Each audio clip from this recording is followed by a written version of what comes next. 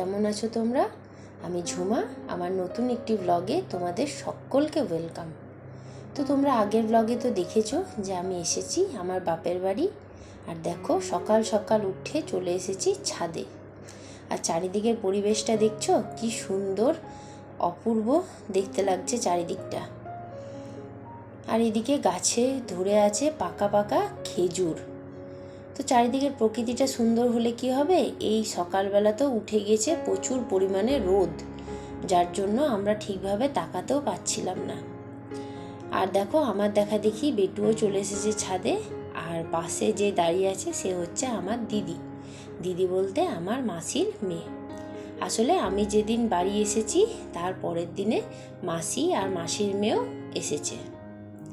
তো যাই হোক, বাড়ির সবাই তো অনেক সকালেই ঘুম থেকে উঠে গিয়েছে, শুধু আমি আর বেটু ঘুমোচ্ছিলাম।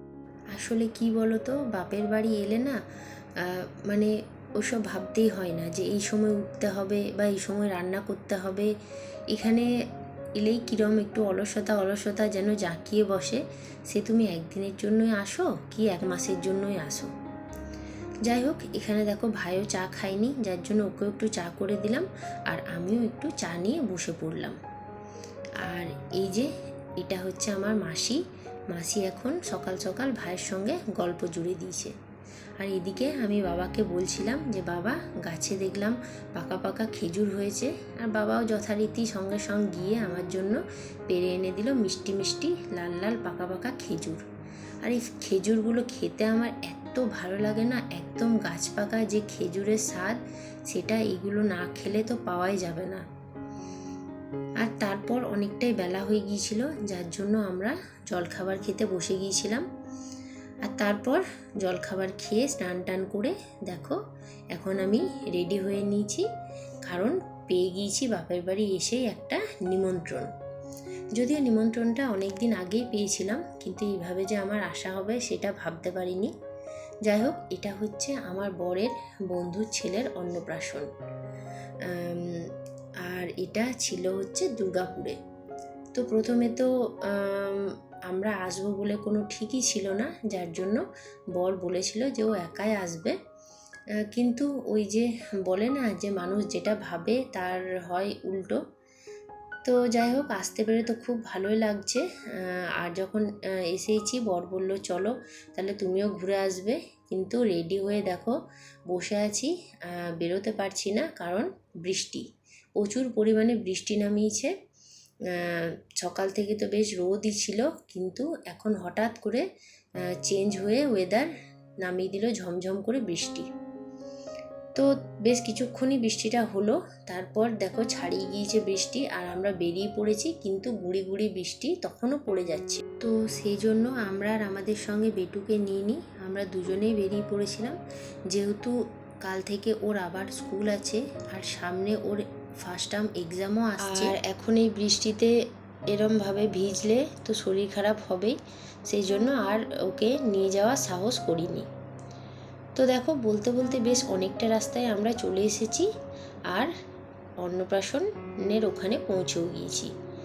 আর ওদের এই অনুষ্ঠানটা বাড়িতে নয়, হয়েছিল হচ্ছে একটা লজে। আর দেখো কি সুন্দর ভেতরটা সাজিয়েছে, আর ছোট্ট পুচকুটা ওখানে চুপটি করে বসে আছে। আর এত ভালো না ছোট্ট সোনাটা, মানে না কোনো কান্নাকাটি, সবার কোলে যাচ্ছিল, যে ওকে নিতে আসছিল তার কোলেই যাচ্ছিল আর সমানে হাসছিল। আর হ্যাঁ, এই বন্ধু যে আমাদের নিমন্ত্রণ করেছে আমার বরের, সে হচ্ছে আমার বরের সঙ্গে একসঙ্গে ওরা যে MBA করেছিল, অনেক দিনেরই বন্ধুত্ব ওদের। তো যাই হোক, দেখো খাবারের ওখানে চলে এসেছি আর এখানে পুচকুকে ভাত খাওয়ানো হবে বলে ওর থালাটা রেডি করা হয়েছে। প্রচুর আইটেম দেওয়া হয়েছে, যদিও কিছুই ও খেতে পারবে না, শুধু ওর মুখেই ঠেকানো হবে। আর ও মানে সবাইকে হতভম্বের মতো দেখছে যে সবাই আমাকে নিয়ে কি করছে। আর এই যে ওকে দেখো খাওয়াতে বসানো হয়ে গিয়েছে। যদিও ও খুব কিছুই খেতে পারবে না, কিন্তু এই দুধের মুখে যখনই ওকে এই নোনতা স্বাদ দেওয়া হচ্ছিল, ও এত সুন্দর চেটে চেটে খাচ্ছিল না, মানে আমাদের দেখেও এত মজা লাগছিল। আর যখনই ওকে দেওয়া থামিয়ে দিচ্ছিল মুখে খাবার, তখনই তাকাচ্ছিল এইদিক ওই দিক যে আবার কখন দেবে, আবার কখন দেবে, এরকমভাবে। আর আর এই পুচকু সোনাটাকে দেখে না আমার বেটুর অন্নপ্রাশনের কথাটা খুব মনে পড়ছিল। ও জানো তো এরকম সবার কোলে কোলে যাচ্ছিল, একটুও কান্নাকাটি কিচ্ছু করেনি। আর ওকেও যখন এরকম খাবার দেওয়া হচ্ছিল, ও খুব সুন্দর চেটে চেটে খাচ্ছিল। আর দেখতেও অনেকটা না আমার বেটুর মতোই ওকে লাগছিল। আসলে ছোট যখন থাকে তখন তো সব বাচ্চাদের একই রকম লাগে। যাই হোক, এখানে দেখো আমরাও খেতে বসে গিয়েছি। আর এই ছোট্ট সোনাটার নাম হলো শ্রেয়ান। এই যে দেখো নামটা লেখা আছে। আর মেনুতে তো নানা রকমের জিনিসই ছিল, দেখো তোমাদের দেখিয়েও দিচ্ছি মেনু কার্ডটা। এখানে স্যালাড, ফিশ চপ, তারপরে ভেটকি মাছের পাতুরি, মাছের কালিয়া, অনেক কিছুই ছিল। আর যাই হোক, আমরা দেখো খেতে বসে গিয়েছি, কারণ বেলা বেশ অনেকটাই হয়ে গিয়েছিল। আর এরপর আমরা বাড়ি ফিরে যাব, তারপরে আবার আমাদের ট্রেন আছে কলকাতা যাওয়ার জন্য। তো ওই জন্য একটু তাড়াতাড়ি তাড়াতাড়ি করে খাচ্ছিলাম আমরা। আর খেয়ে দিয়ে তো আর কোথাও দাঁড়াইনি, যেহেতু আবার মেঘ করে আসছিল। আর যেখানে আমরা এসেছিলাম সেখান থেকে আমাদের বাড়ি যেতে বাইকে প্রায় 1-1.5 ঘন্টার মতো লাগবে, যার জন্য আর আমরা গল্প করিনি কারোর সঙ্গে, আর কোথাও দাঁড়াইওনি, এবার বেরিয়ে পড়ছি। তো চলো বন্ধুরা, এবার আস্তে আস্তে বাড়ি ফিরি। আর ব্লগটাও তাহলে এখানেই শেষ করছি। আজকের এই ছোট্ট ব্লগটা তোমাদের কেমন লাগলো অবশ্যই জানিও। আর ভালো লাগলে একটা লাইক করো, কমেন্ট করো, আর আমার চ্যানেলটিকে সাবস্ক্রাইব করে দিও। তো চলো, আজকের জন্য তাহলে টাটা। সবাই ভালো থেকো, সুস্থ থেকো।